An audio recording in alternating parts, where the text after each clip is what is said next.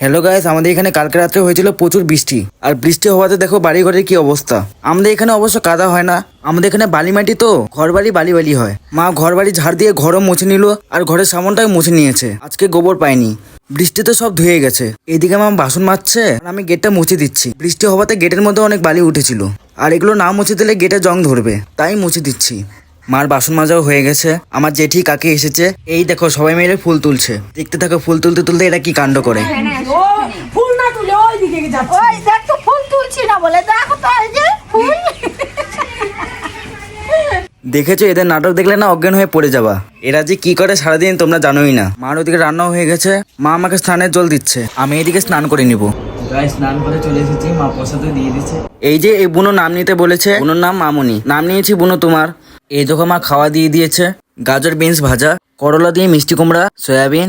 নিরামিষ তরকারিটা পাশের বাড়ি কাকিমা দিয়েছে। মা নিরামিষ সবজি খেতে ভালোবাসে, তো তাই জন্য। টাটা গাইস, আমার চ্যানেলটি সাবস্ক্রাইব করে আমার পাশে থাকবে।